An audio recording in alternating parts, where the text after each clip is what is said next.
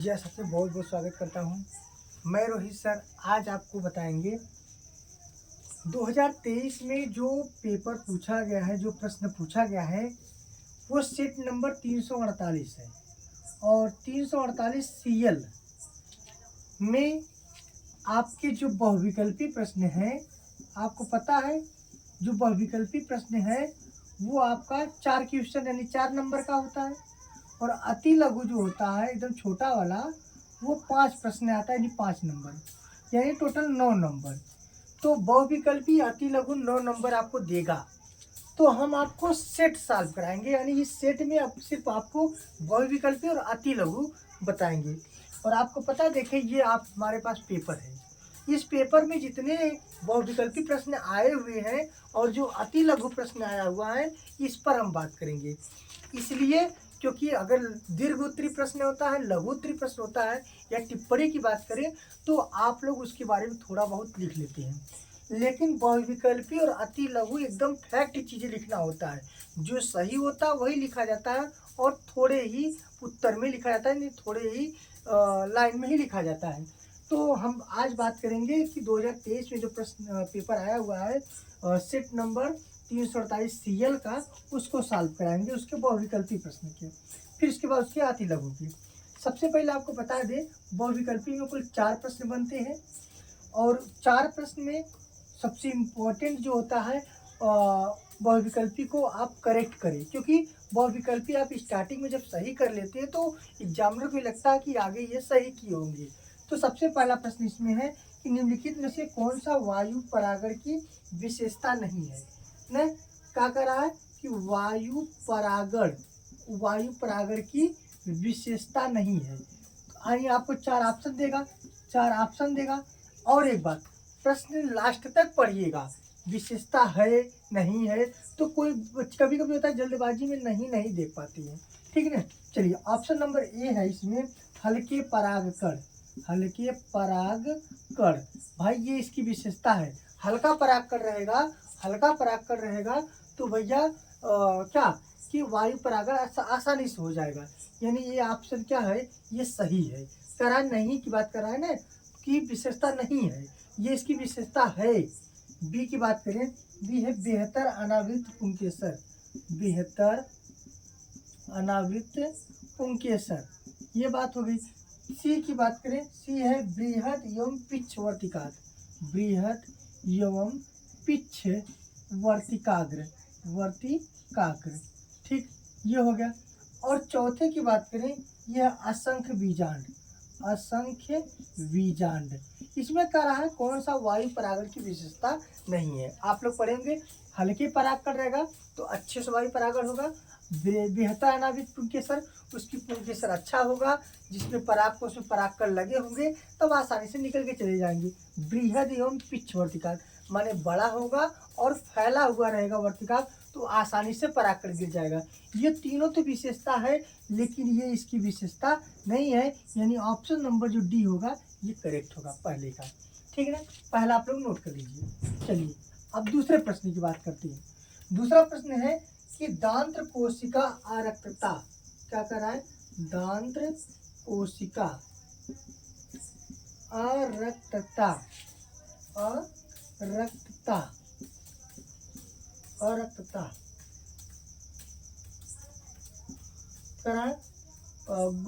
Glutamic अम्ल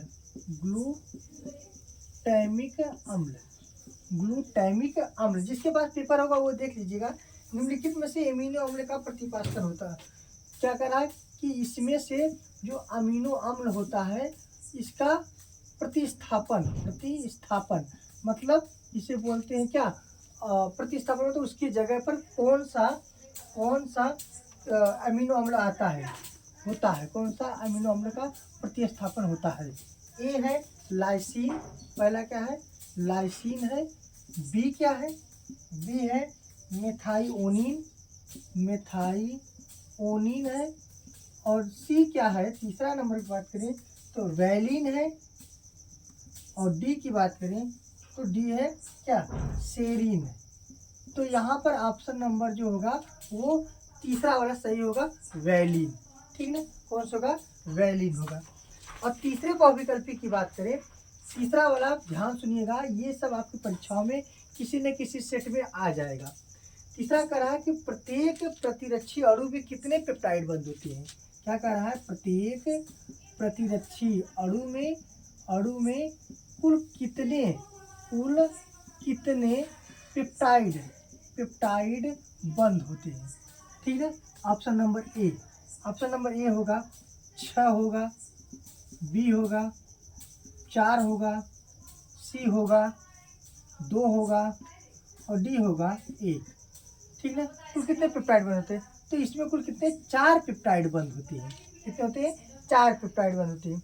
फिर अगला प्रश्न है घ वाला प्रश्न क्या करा है कि बायोरिएक्टर में वृद्धि के लिए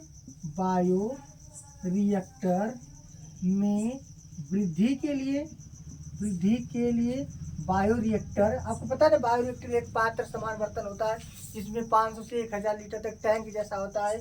इसमें जीन को संरक्षण किया जाता है या किसी भी प्रकार के बीज का संरक्षण किया जाता है।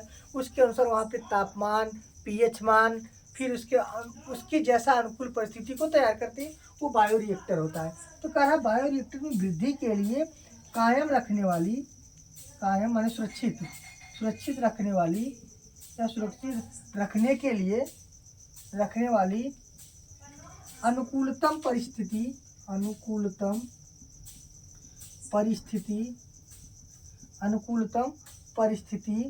परिस्थितियों में निम्नलिखित में से कौन सा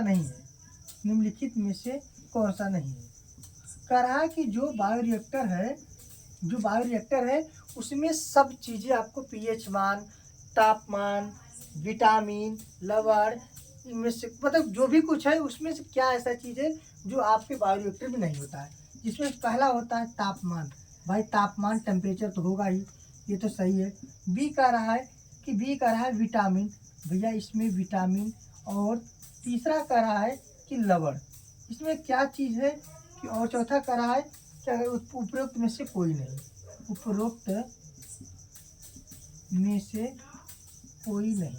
कह रहा बताइए कौन सा इसमें करेक्ट होगा। इसमें कह रहा कौन सा नहीं है, तो आपको बता दें इसमें लवण, ये चीज़ें इसमें नहीं, यानी ऑप्शन नंबर तीसरा वाला इसका सही हो जाएगा। तो इस प्रकार से हम लोग सेट नंबर 348 सीएल का बहुविकल्पी पढ़ लिए। अब हम लोग पढ़ेंगे क्या, हम लोग पढ़ेंगे इसके अति लघु के बारे में। अति लघु प्रश्न आपको पता है उस फैक्ट चीज़ों को लिखा जाता है, माने जो उत्तर होता है उसी को लिखा जाता है। अब दीर्घ तो थोड़ी ना टिप्पणी नहीं कि बहका दे, उसी में घोल मेल कर दे, इधर उधर कर दे, ये कोई चीज़ नहीं है, ऐसी कोई बात नहीं है। तो हम लोग क्या करेंगे, अति लघु में उसके करेक्ट आंसर भी लिखेंगे जो सही होगा। तो अति लघु आपको पता है कुल कितने प्रश्न आते हैं अति लघु का कुल आते हैं 5 प्रश्न। तो 5 प्रश्न, सबसे पहला प्रश्न देखिए, पहला प्रश्न पर क्या कर रहा है कि ऑक्जेलिक्स, क्या कर रहा है, ऑक्जेलिक्स, ठीक है,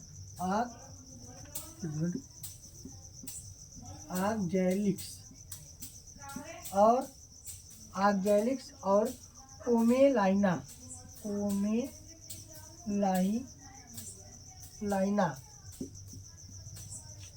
कौन से 2 प्रकार के पुष्पों का उत्पादन करते हैं, उनका नाम लिखिए।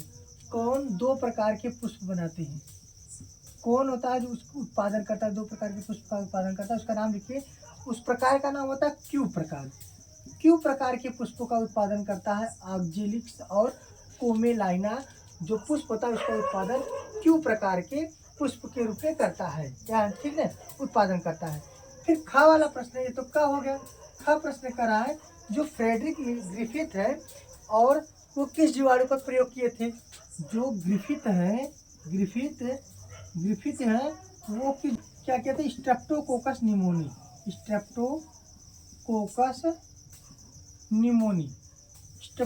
निमोनी नामक जीवाणु पर ये क्या कहते हैं, प्रयोग किए थे। और स्ट्रेप्टोकोकस जीवाणु से जो रोग होता है उसका नाम होता है क्या, निमोनिया। रोग का नाम क्या हो गया, निमोनिया, ठीक है। ग्रिफिथ ने किस जीवाणु को प्रयोग किया था, स्ट्रेप्टोकोकस निमोनी, और रोग का नाम क्या हो गया, निमोनिया। तीसरा प्रश्न है ख वाला माने ग वाला।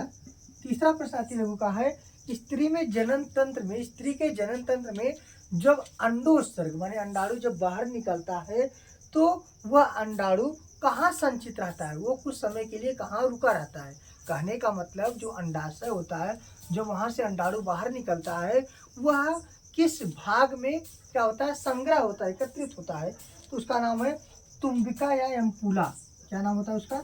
तुम्बिका, या उसे अंग्रेजी में क्या कहते हैं, एम्पुला। प्रश्न सुन लीजिए, कह रहा है कि स्त्री जनन तंत्र में अंडोत्सर्ग के पश्चात माने स्त्री के जनन तंत्र में जब अंडाणु बाहर निकलते हैं तो वह अंडाणु का जो संग्रह होता है, एकत्रित होता है, कलेक्ट होता है, वो कौन सा भाग होता है? वो होता है तुम्बिका या एम्पुला। फिर घ वाला प्रश्न है कि जब मेंडल ने अपनी वंशागति का सिद्धांत दे दिया था तो उनका 1884 में मृत्यु हो गई थी। तो कह रहे हैं कि 1900 तक वह क्या रहा था, वह अज्ञात रहा, माने 1900 ईस्वी तक उसके बारे में किसी ने कोई टीका टिप्पणी ही नहीं किया।